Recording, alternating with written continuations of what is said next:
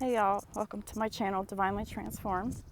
I'm Lisa, and this is just a special video while I'm out on my daily walk. You know, I take them every day except when it's cold or raining or something. But it's a really nice day. It doesn't really matter if you can see me or not, but what matters is what I'm about to say. This has been a long week or two of letting shit go, which is purging, spiritual purging. That's what it means. It's just letting all your burdens go. If you're sad about something, cry about it. Honor those tears. Respect them for what they taught you. And then just offer the tears as a sacrifice to the universe or to God, whatever you connect to, and let it go. And don't pick it back up. There's been many things coming to the surface for me as well as the collective since the blood full moon eclipse on May 26th. Energies have been rough on a lot of people, especially those with signs in Gemini and Sagittarius. And the more Gemini and Sagittarius someone has in their chart, the more they're going to be affected.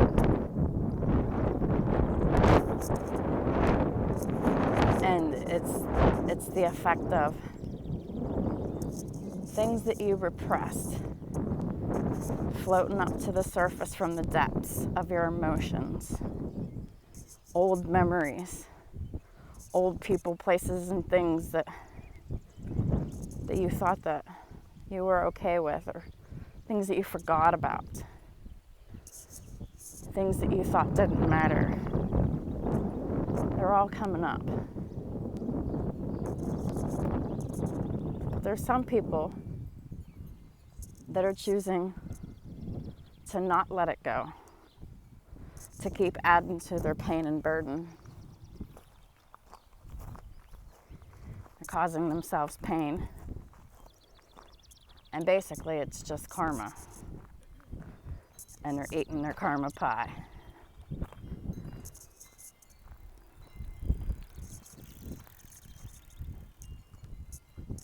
And they're just gorging on it and leaving it and not doing anything with it. Some people in the collective. It's not healthy. It's going to make you physically sick. It's going to make you physically weak. It affects everything about you. Your foundation as a person, your self-value, your self-worth. It could even affect your finances. It could put you in a place where you can't even work. And then what the fuck are you going to do for money? Take care of yourself. Holding this stuff in will eventually kill you. And I'm not just saying that. It puts you so far in rock bottom that you literally drown. Drowning in your emotions because of your restricting yourself. It's very unhealthy. You can't hold emotional secrets from people. You will blow or you will die. Simple as that. It's much better to deal with it in a more balanced way, in a more controlled way, by balancing and grounding yourself and trying to control yourself from blowing the fuck up.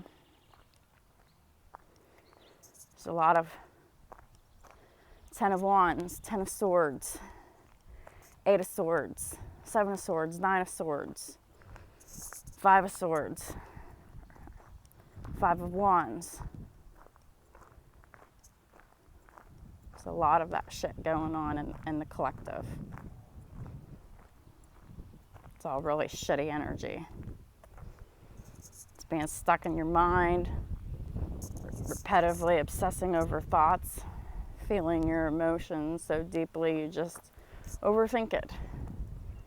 It's not limited to those because I didn't include any of the cups.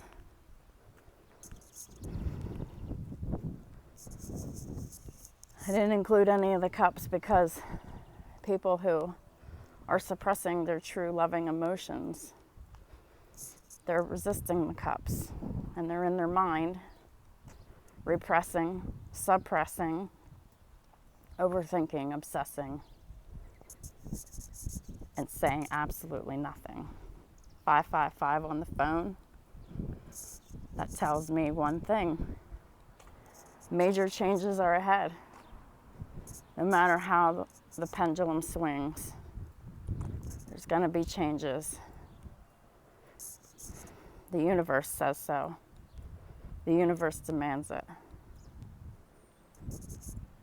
God demands it. God also demands that we live our lives in a healthy way so that we can be happy. Getting rid of old toxic attachments that don't work for us anymore, that cause us this burden and sadness and emptiness and suppression and control and manipulation. Why are people dealing with this shit? Why? It doesn't matter who that person is to you. They must be released in love. And you must stay the fuck away from them for your own good. Some people cannot be trusted. Ever. While others just kind of make mistakes because they're feeling alone and they're lost in their emotions and they just feel stuck. Some people are just kind of along for the ride. Some of them act like narcissists, but they're only mirroring that because they're dealing with a narcissist, and then they don't even realize what they're doing.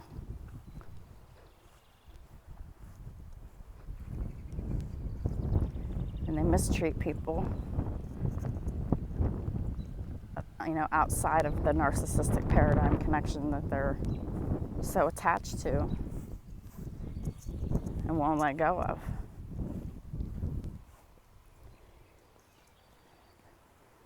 You want to know why shit's falling apart? Because it's supposed to. You can't save it. You're only prolonging the inevitable. And the longer you wait, the more it's going to hurt. Period. The sooner you do it, it's going to be painful to cut that shit off. Real painful. Heart's going to break wide the fuck open. You're going to feel bad about what you've done. But you can't stay there. Because it's you that matters. You're the one making decisions for your highest good. You're the one creating boundaries in order to maintain your health and wellness. Cutting out stress is part of that. Can't stay in old situations for kids. Shit. If a kid is unruly and doesn't listen, and they're violent, they're breaking laws, whatever, in secret or outwardly, these children must be dealt with accordingly. And if what you're doing ain't doing shit, they need to be sent away and be dealt with that way. Doesn't matter. You have to release that attachment of trying to save your child. I was in that situation. I desperately tried to save my child, my middle child.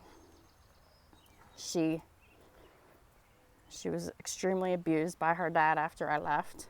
She was singled out for this abuse while she saw the other kids getting favored and treated well, while she was just constantly punished and restricted.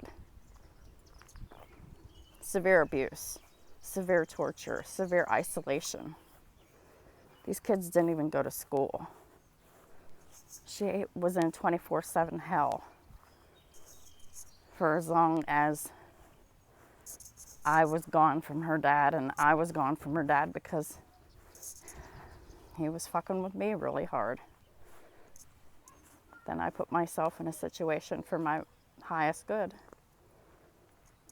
to go live on my grandma's couch and take my oldest son away from having the responsibility of caring for his siblings when it should have never happened. And then I couldn't take my kids with me because there was no room for them. And one of them has profound autism, and he was constantly running around all the time. And my grandma was old. I couldn't take my kids with me. It nearly killed me. And then this man twisted the knife many times by dangling the carrot in front of me. Oh, let's reunite you with the kids. I'm going to do whatever I can to get you here. This went on for 2 or 3 years. Well, he gave Gwen up. Oops, I probably shouldn't have said her name. But anyhow, he gave her up, and he came and he let her come live with me after so much damage had been done. I just saw 1212 on the phone. That is the ending of everything that doesn't serve you, including addictions, including attachments, everything. But anyhow, he let her come live with me. 2 months after she moved in, when she was 8 years old. 2 weeks after she moved in with me, she started puberty at 8. And then a few months later, she started her period. It's like, what the fuck is going on? 8 years old and on her period. So I talked to her dad about it. He was confused about it too, so he talked to his mom about it, and apparently it's a family thing. His mom started her period when she was 8, so that was explained. The reason why I say this is not to put her business out there, but it definitely factors into what happened, because all those hormones, in addition with her feelings about how she was treated, and then the feeling of abandonment by me because I had to leave to get healthy when I actually didn't. I almost died. But even though she knew that there was nothing that I could do, my hands were tied and I had to do what I had to do, that feeling that I abandoned her was still there, because really, I did. It wasn't my intention. It's just something that had to be done. And she suffered for it. Well, anyway, she started getting violent, very controlling, demanding, telling me what to do, trying to kill me. And the whole time, I'm just desperately trying to keep her and save her and love her. And the more I tried to love her, the more she ran away. She was only with me for approximately 2 or 3 months before she went into CYS supervision due to her running away approximately 24 times in 2 months, and the police were involved most of those times. So we got put on supervision. She acted out even more. They ended up taking her. I was extremely devastated. This is something I'm still dealing with. So I tried so hard. I planted all those seeds, and yet it didn't seem to matter. Because the more I tried to love her, the more she ran, the more she tried to take me out, to kill me. She's choked me in a car with my seatbelt probably 4 times. She's punched me in my back and injured me. She kicked my mom in her sternum and cracked it. We couldn't control her. The police had to remove her for my safety. And she never came back. Not even the visit.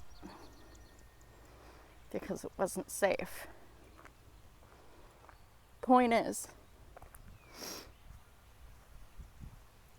it's easier to let it go before it turns into a catastrophe like that.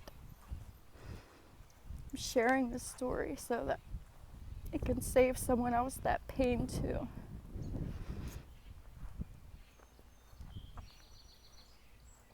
I've had no contact with her for about 1.5 years now. She's going to be 15 in November. I know I'll see her again when she's 18, but I'm not really sure how close I want to get to her. I'm going to keep my distance from her. I have to, for my safety and protection. She's got several different learning disabilities, and she's got several different mental health disabilities, along with the trauma. Lots of developmental disabilities, things that were passed down to her.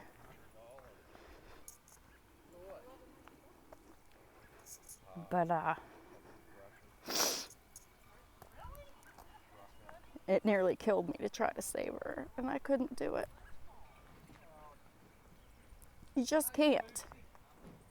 You have to let them go, or they'll be taken from you.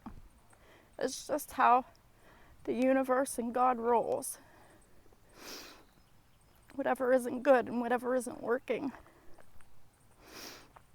you're either going to end it, or the shit's going to get so bad that it's going to be ended for you.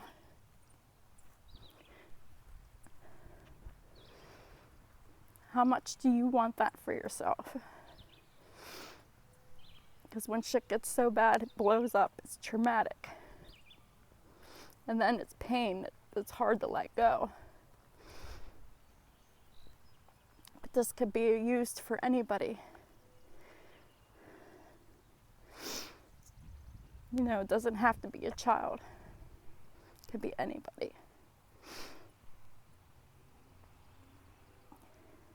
It's easier to let it go than to hold on so tightly that you're hurting yourself. And you're allowing yourself to be hurt by another person repeatedly. God doesn't want that for anybody. It's not fair to anybody to have to go through that. But I did it. I don't regret it. I don't, because it taught me so much. It was a very valuable lesson that I'll never forget. That I have a martyr complex, and I have to resist trying to save people because I can't do it. The only thing I can do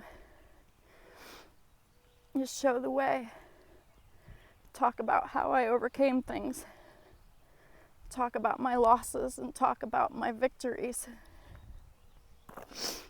so that people can do this for themselves, because that's the only way. You can't save anybody. You can't fix anybody. You can't control anybody.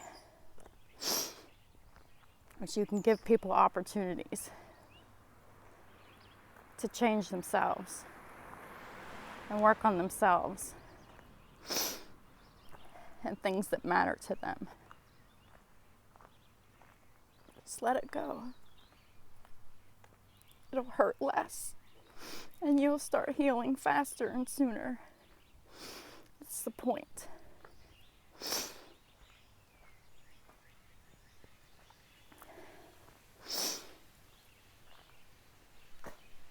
That's the point of all of this, is to release our burdens and live our best lives and do what it is that we're supposed to be doing on this earth while we're here. It might seem like a long time, but it's really a short time.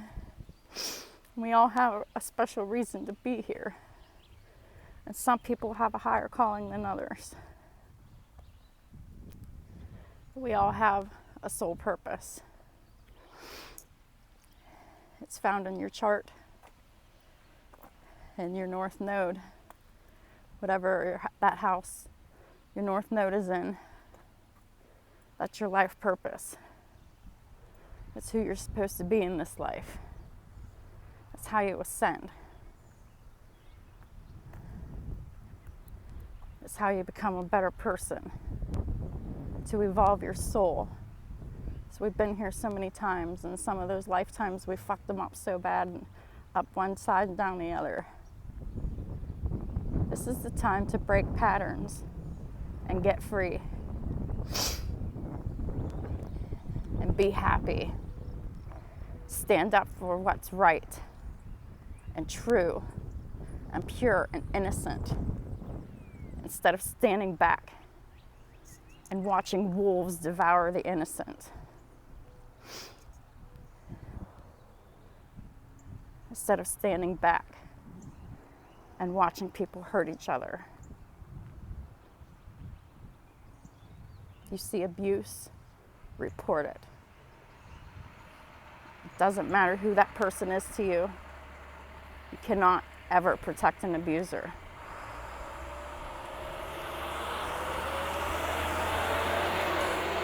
Ever. Then you share that karma when you stay silent.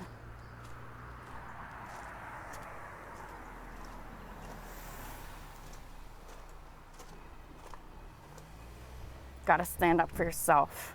You've got to stand up for others. Who's going to do it if you don't?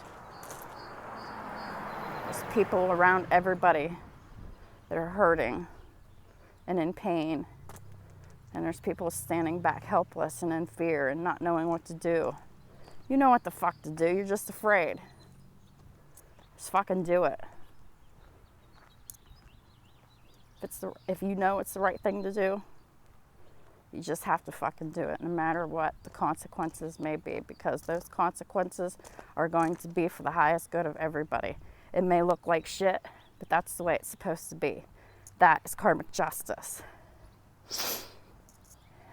You can't pity anybody or yourself for loading up on karma, because it's you and them that's doing it. It's your own actions or inactions that build it up.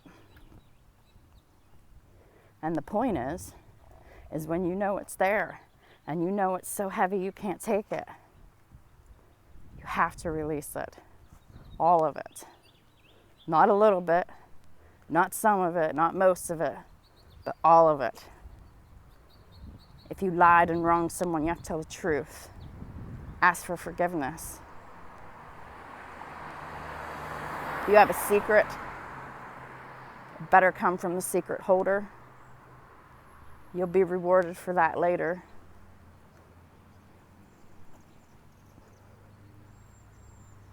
I'm just going to leave this here. It's getting too long.